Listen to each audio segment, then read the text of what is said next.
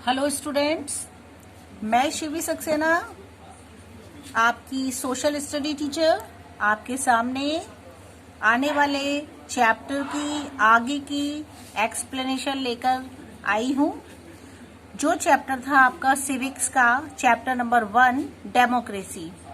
ठीक है, इस चैप्टर में हमने बहुत सारी चीजें पढ़ ली थी। एक बार फिर उनको हम रिपीट कर लेते हैं। Chapter name was democracy, chapter number 1 in geography. ठीक है, देखते हैं हम लोग इस चैप्टर में पहले हमने क्या पढ़ा था, थोड़ा सा उसको रिवाइज करते हैं। What is government? सबसे पहले हमने बच्चों ये देखा था इस चैप्टर में कि आखिर गवर्नमेंट क्या होती है। ठीक है, तो उसमें हमने क्या देखा था कि गवर्नमेंट वो अथॉरिटी होती है, वो पावर होती है जो हमें नियम और कानून बनाती है, हमारे लिए एक सेटलमेंट देती है, मेंटेनेंस देता है सिक्योरिटी को लेकर के, इसके साथ साथ पब्लिक ऑर्डर्स एनफोर्स करता है, डिसिप्लिन बनाती है हमारे लिए गवर्नमेंट। ठीक है, और ये हमें प्रोवाइड कराता है मेंटेनेंस जो पब्लिक फैसिलिटीज की आवश्यकता पड़ती है, जैसे कि रोड्स हैं, वाटर सप्लाई है, इलेक्ट्रिसिटी सप्लाई है, और इसके अलावा ट्रांसपोर्ट, पब्लिक ट्रांसपोर्ट। ये सारी चीजें हमें कौन प्रोवाइड कराता है स्टूडेंट्स? हमारी गवर्नमेंट। ठीक है ना, ये आपकी मैंने इसमें बातें बताई थी जो कि आपके लिए मोस्ट इम्पॉर्टेंट थी, जो आपने देखी। इसके बाद हम आगे बढ़े थे तो हमने देखा था डिफरेंट टाइप्स की गवर्नमेंट बताई गई थी, शुरू से एंशियंट टाइम से लेकर के आज तक कौन कौन सी गवर्नमेंट थी जिसने हमारे वर्ल्ड में कैसे कैसे प्रोग्रेस की। तो सबसे पहली एक गवर्नमेंट होती है वो होती है मोनार्ची गवर्नमेंट। ठीक है, मोनार्ची गवर्नमेंट का मतलब होता है बच्चों, हम पहले देख चुके हैं इसको, लेकिन फिर मैं आपको रिपीट करूंगी, समझाऊंगी। मोनार्ची गवर्नमेंट जो होता है स्टूडेंट्स, वो हेरिडेटरी होता है। हेरिडेटरी मीन्स जो जन्म से हमें मिला हो, जो एक के बाद एक उसी का पुत्र किंग राजा बनता है, वो कहलाता है हेरिडेटरी। ठीक है, जन्मजात। तो उस तरीके की गवर्नमेंट उस समय जो होती थी उसको मोनार्ची गवर्नमेंट कहा जाता था, जिसमें कि सिंगल रूलर रूल करता था कंट्री के ऊपर। इसके मोस्टली आपको एग्जाम्पल मैंने बताए थे, सऊदी अरेबिया और यमन, ये 2 एग्जाम्पल हैं जो आपके देश इसके अंतर्गत आते थे। इसमें वही होता था स्टूडेंट्स कि अगर एक राजा है, एक किंग है जो राज्य कर रहा है, after the over the time of his period, या फिर उसके मृत्यु के बाद केवल उसी का बेटा जो होता था वो राज्य करता था। तो ये आपका हेरिडेटरी गवर्नमेंट के अंतर्गत आता था, इसको मोनार्ची बोलते थे। सेकंड मैंने आपको बताया था ओलिगार्ची। ये उस तरीके की गवर्नमेंट है जिसमें कि एक स्मॉल ग्रुप होता है लोगों का जो पावर के साथ पूरी पब्लिक को होल्ड करता है। मतलब वो अपनी एक पावर दिखाता है कि हम बहुत शक्तिशाली हैं और आम जो लोग हैं उनको उनकी बात को मानना पड़ेगा ही। उसमें आपके एंशियंट रोम था, साउथ अफ्रीका, ये 2 एग्जाम्पल मैंने आपको इसमें बताए थे जो इसके अंतर्गत आते थे। ठीक है, और थर्ड जो मैंने गवर्नमेंट स्टूडेंट्स आपको बताई थी वो थी थियोक्रेसी। ठीक है, ये भी ग्रुप होता है लोगों का। इसमें या तो ग्रुप हो सकता है, रिलीजियस लीडर होता है, या फिर कोई एक सिंगल पर्सन भी हो सकता है जो कि लोगों के ऊपर राज्य करता है, उनके ऊपर हुकूमत जमाता है। इसमें बेटा वो चीज बताई गई थी कि ईश्वर के नाम के ऊपर, मतलब भगवान का नाम लेकर के, कि वो जैसे कि भगवान के की जगह है, गॉड की जगह है, और उनकी बात को सभी को मानना होगा। इस तरीके से इसमें वो हुकूमत जमाते थे। इसके एग्जाम्पल्स ज्यादातर बेटा ईरान और वेटिकन सिटी, इसकी 2 एग्जाम्पल हैं जो कि पहले यहाँ पर इस तरीके की गवर्नमेंट हुआ करती थी।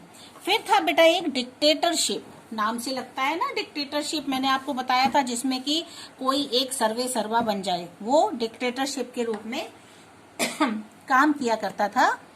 ये भी बेटा या तो इसमें एक स्टूडेंट्स पर्सन होता है या फिर ग्रुप हो सकता है लोगों का, जो क्या करता है कि वो भी अपनी पावर इतनी ज्यादा दिखाता है फोर्सफुली कि वो बहुत पावरफुल है, बाकी जो लोग हैं वो उसके अधीन हैं और उनको आदेश मानना पड़ेगा, जैसा कहा जाएगा उस तरीके से पब्लिक को चलना पड़ेगा। वो डिक्टेटरशिप के अंतर्गत आता था। इसमें जर्मनी का हिटलर था, जो मैंने आपको बताया था कि हिटलर बहुत ज्यादा हुकूमत जमाता था लोगों पे, शहनशाह बन के रहता था। और पाकिस्तान का जियाउल उल हक एक पर्सन थे, जो कि उन्होंने भी ऐसा ही उनका शासन था जैसा कि हिटलर का। तो इसमें दो एग्जाम्पल आपके लिए बताए गए थे, एक जर्मनी का और एक पाकिस्तान का। ठीक है, इसके बाद बेटा हम लोग आ गए थे डेमोक्रेसी पर। डेमोक्रेसी क्या है? डेमोक्रेसी जो होता है वो होती है लोगों के द्वारा सरकार चुनी जाती है, गवर्नमेंट बनाता है, वो कंट्री लोगों के लिए ही बनाया जाता है, by the people, of the people and for the people. ये तीन वर्ड होते हैं हमारी डेमोक्रेसी में, जो लोगों के लिए, लोगों के द्वारा और लोगों की सरकार जो होती है वो बनती है, वो हमारी डेमोक्रेसी कहलाती है। मतलब पूरी तरह से लोगों को इसमें बोलने का राइट होता है, चाहे वो डायरेक्टली इलेक्शन हो चाहे वो इनडायरेक्टली इलेक्शन हो। डायरेक्ट इनडायरेक्ट मैं आपको समझा चुकी थी। डायरेक्टली जो इलेक्शन होते हैं वो हम चुनते हैं, आम पब्लिक अपने लीडर को चुनती है, वो आपका डायरेक्टली में आता है। इनडायरेक्टली में बेटा जो पर्सन को हम चुन चुके होते हैं, इलेक्ट कर चुके होते हैं, वो पर्सन किसी और ऊपर वाली सीट के लोगों को सेलेक्ट करते हो, इलेक्ट करते हो, वो इसके अंतर्गत आता है। इसमें बेटा आपका ब्राजील है, यूनाइटेड स्टेट्स ऑफ अमेरिका है और भाग्यवश इंडिया भी है। हमारा एक अच्छा सौभाग्य है जो हमारे इंडिया के अंदर डेमोक्रेटिक कंट्री है। हम पूरा राइट रखते हैं, हम कुछ भी अपनी बात को अपनी गवर्नमेंट से मनवा सकते हैं, बशर्ते वो हमारी बात सही होनी चाहिए, उसमें दूसरों का नुकसान नहीं होना चाहिए। ठीक है, तो आप ये सब कुछ हमारे साथ में देख चुके थे। फिर हम लोगों ने आगे बढ़ाया था कदम, जो हमारा टोटलिटेरियन गवर्नमेंट के अंतर्गत आता था। उसमें ये वर्ड बेटा टोटल से मिलकर के बना है, मतलब पूरी तरह से अपना अधिकार जमाना है ना, टोटल अपना राज्य समझना, ऐसी गवर्नमेंट टोटलिटेरियन गवर्नमेंट कहलाती है। इसमें मैंने आपको बताया था मोनार्चीज, ओलिगार्चीज, थियोक्रेसीज, डिक्टेटरशिप एटसेट्रा, ये आपकी इसके अंतर्गत जो है गवर्नमेंट आती हैं।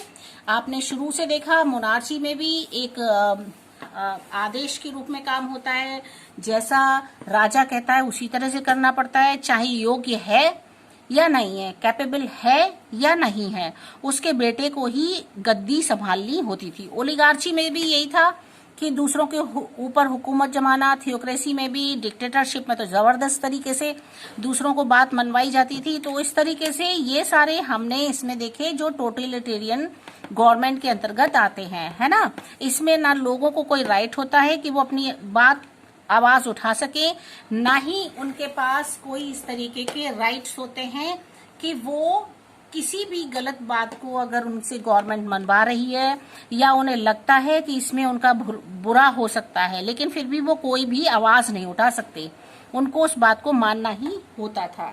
ठीक है, तो हमारा ये तो टोटलिटेरियन गवर्नमेंट के अंतर्गत आया था, ये हमने आपको बताया था। इसके अलावा हमारा आया डेमोक्रेटिक गवर्नमेंट। ठीक है, डेमोक्रेटिक गवर्नमेंट सबसे अच्छी, बेस्ट, और हमारे इंडिया के अंदर ये गवर्नमेंट से ही काम होता है। ठीक है, डेमोक्रेटिक गवर्नमेंट में बेटा हम पहले बता चुके थे आपको कि ये डेमोक्रेटोस वर्ड है एक, उससे बना है ये वर्ड, जिसका मतलब होता है rule by the common people. वो नियम जो कि कॉमन पीपुल के द्वारा बनाए गए हों, है ना। और कॉमन पीपुल कौन होता है? जनता, है ना। जैसे कि आप और हम सब मिलकर के कौन आते हैं, हम लोग कौन होते हैं? Common people.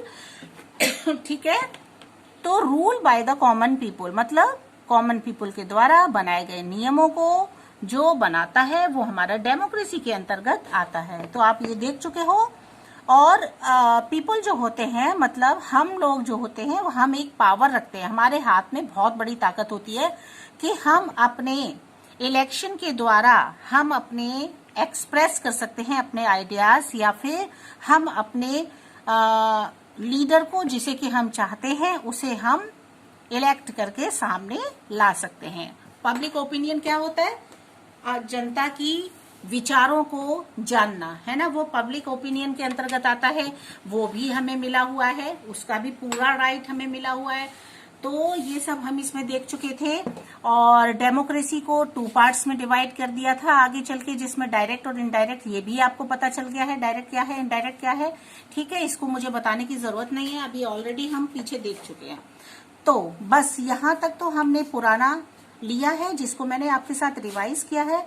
आज मैं नया इसके आगे का टॉपिक ले रही हूं, जो है द हिस्ट्री ऑफ डेमोक्रेसी।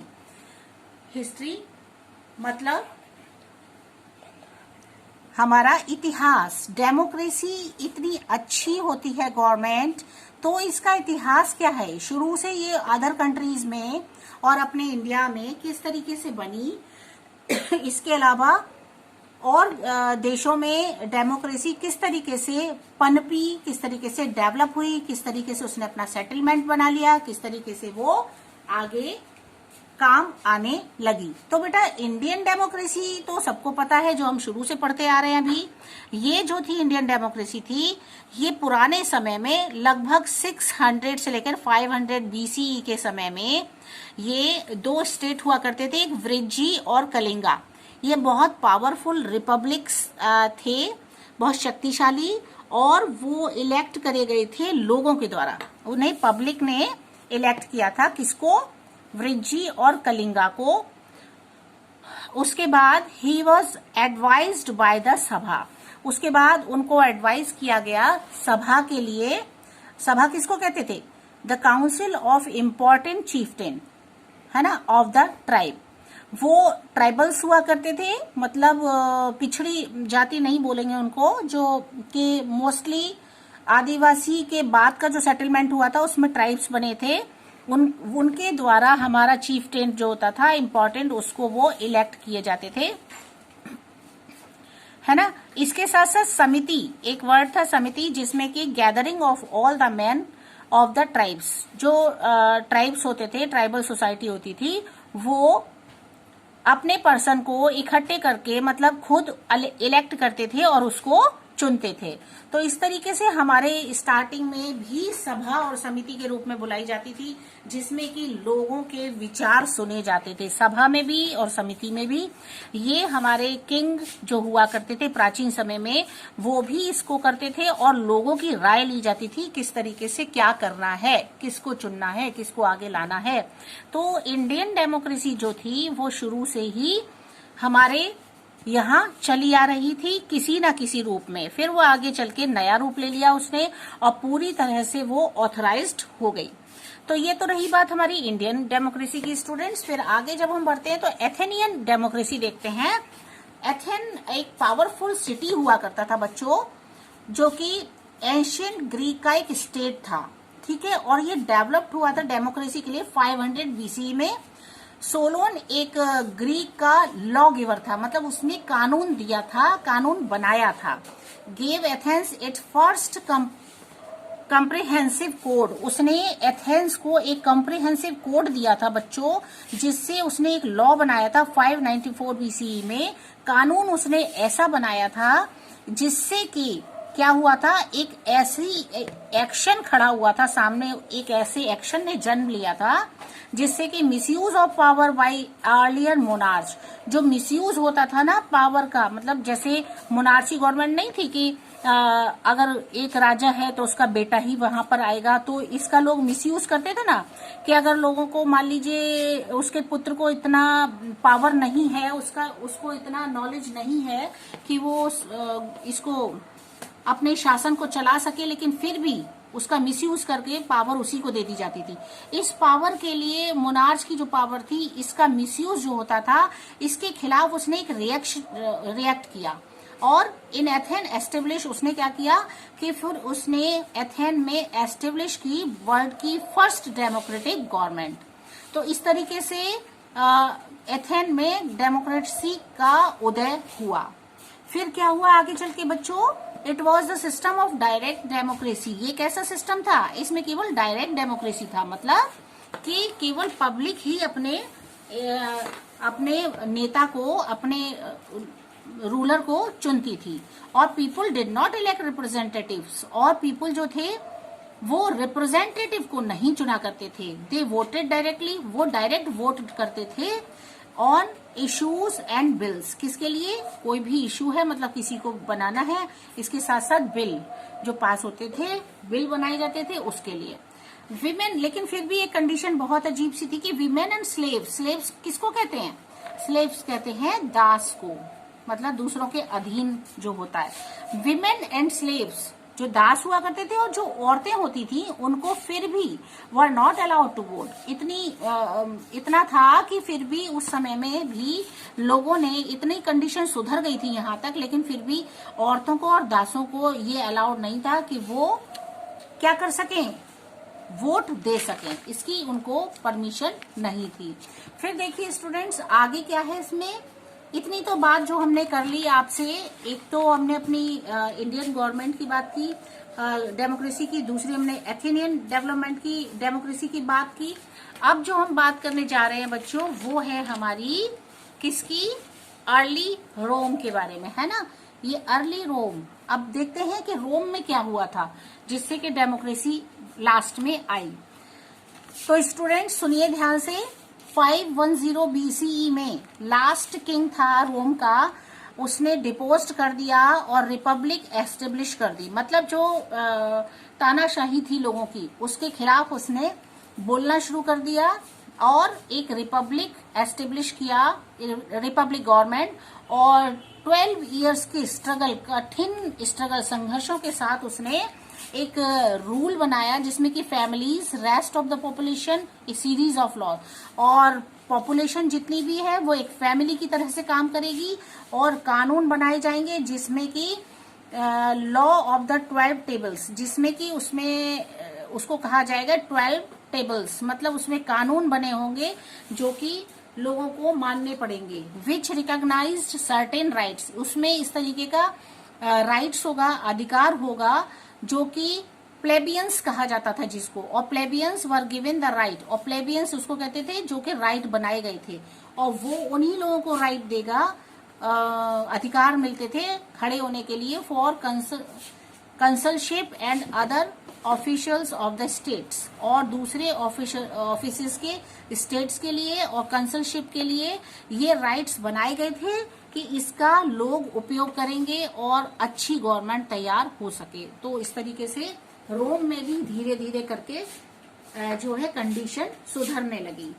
फिर आगे हम बढ़ते हैं तो England and the Magna carta, ठीक है, इसको मैग्ना, इसमें देखिए क्या है, ठीक है, ये हमारा एक और इसमें टॉपिक निकल के आता है कि इसमें किस तरीके से गवर्नमेंट, डेमोक्रेटिक गवर्नमेंट तैयार हुई। तो जो Magna carta, the king agreed, in Magna Carta the king agreed to renounce certain rights to let his power। Magna carta में जो किंग था, जो राजा था, वो एग्री हुआ दोबारा से राइट्स लोगों को देने के लिए, पावर में लाने के लिए, कि उसने जो कानून बने थे उनको वो रेस्ट्रिक्टेड करने लगा, मतलब उसकी अब उनको वो तिरस्कार करने लगा। The Magna carta gives people the right, और फिर मैग्ना कार्टा ने मतलब उसने जो कानून बने थे उसको लोगों को मानना ही पड़ेगा, ऐसा रेस्ट्रिक्शन उसने लगा दिया था। और मैग्ना कार्टा जो था वो लोगों को राइट देना चाहता था, उनके लिए उसमें इतना अधिकार देना चाहता था लोगों को, if they are imprisoned without just cause, अगर वो मतलब उन्होंने कोई गुनाह नहीं किया है वो, तो फिर उन लोगों को उनको उनका अधिकार मिलना चाहिए, उनको न्याय मिलना चाहिए। This give individual freedom in democracies, और उनको इतना राइट होना चाहिए कि अगर उन्होंने कोई भी ऐसा अपराध नहीं किया है उसके बाद भी उनको अगर पनिशमेंट मिलता है तो उनको बोलने का इतना हक होना चाहिए इंडिविजुअली कि वो अपनी डेमोक्रेसी में ही फ्रीडम है इतनी कि वो अपनी आवाज उठा सकें। तो ये जो किंग था इसने ऐसा किया, और इस तरीके से धीरे धीरे करके यहाँ पर भी डेमोक्रेसी आने लगी। ठीक है, फिर आगे बढ़ते हो, यूरोप को देखो एंड द रेनेसेंस। रेनेसेंस क्या था बेटा? रेनेसेंस वो था जो मूवमेंट था, एक तरीके का उस समय का एक पड़ाव था, एक क्षण था, ऐसा एक मोमेंट था where the common people started questioning. और उस समय में क्या हुआ था कि जो कॉमन पीपल था, जो आम आदमी था, उसने क्वेश्चन करना शुरू कर दिया था तो the control of the church के ऊपर कंट्रोल कर रहा था उसने, and the monarch over their lives as they discovered the democratic principles of ancient Athens and Rome. जितने भी डेमोक्रेटिक प्रिंसिपल्स थे, मतलब उनके सिद्धांत थे, उनको हमारे पुराने एथेंस में और रोम में भी लागू कर दिया जाए। उसके अकॉर्डिंग ही, मतलब डेमोक्रेसी के अकॉर्डिंग ही हमारे यहाँ भी काम होना चाहिए। इस तरह से बेटा ये आपका यहाँ तक ही मैं आज लूंगी। इसके बाद में नेक्स्ट वीडियो में मैं आपको दिखाऊंगी कि एज कौन कौन से ऐसे थे, एज ऑफ एनलाइटमेंट, मतलब कौन कौन से ऐसे नए क्षण आए थे सामने जिससे कि एक प्रकाश पैदा हुआ। एनलाइटमेंट मीन्स ज्ञान, है ना, कौन सा ज्ञान हासिल हुआ था, ये अब हम आगे का इसमें देखेंगे। तो आज के लिए इतना ही है बच्चों। आप इसमें क्या करने वाले हैं, वही पुरानी बात मगर बहुत अच्छी बात, जिससे कि आपका चैप्टर बहुत इजीली, बहुत अच्छे से तैयार होता है। आप इसमें से क्वेश्चंस निकालेंगे, छोटे छोटे छोटे छोटे ढेर सारे, जिसमें इसमें लगभग आपके कम से कम नहीं तो 10 to 12 क्वेश्चंस इजीली आप निकाल सकते हैं, है ना। जो मैंने अंडरलाइन कर रखा है आप इससे भी देख सकते हो। बहुत सारे क्वेश्चंस आपके निकल के आ सकते हैं और आप उन क्वेश्चन को बनाने के बाद में आपका ये टॉपिक भी बहुत मजबूती के साथ क्लियर हो जाएगा, बहुत मजबूत हो जाएगा। आपको कोई भी क्वेश्चन किसी से भी कोई भी पूछता है आपसे तो आप इजीली उसका आंसर दे दोगे, है ना बच्चों। तो बस हमारा आज के लिए इतना ही है। आपको मुझे अटेंडेंस देनी होगी बच्चों, और इसके साथ साथ वही वाली बात, पुरानी लेकिन बहुत इम्पोर्टेंट, जो आपकी लाइफ में बहुत इम्पोर्टेंस रखती है, हमारी लाइफ में बहुत इम्पोर्टेंस रखती है। आपको क्या करना है, आपको बहुत अच्छे से रहना है, बहुत प्यार के साथ रहना है, अपनी स्टडी को करते रहना कंटिन्यूअस, इस चीज का ध्यान रखना। और क्या करना है इसके अलावा, समय पर अपनी क्लास अटेंड करनी है। जिस समय आपके टाइम टेबल के अकॉर्डिंग आपकी वीडियो, रिकॉर्डेड वीडियो हो या आपका लाइव क्लास हो, उसको आपको पूरी तरह से अटेंड करना है, कभी भी उसको मिस नहीं करना है। किसी भी सब्जेक्ट का टीचर आपका है, कोई भी सब्जेक्ट है, आपको उसको अटेंड करना ही है। ओके स्टूडेंट्स, ओके बच्चे, बाय बाय।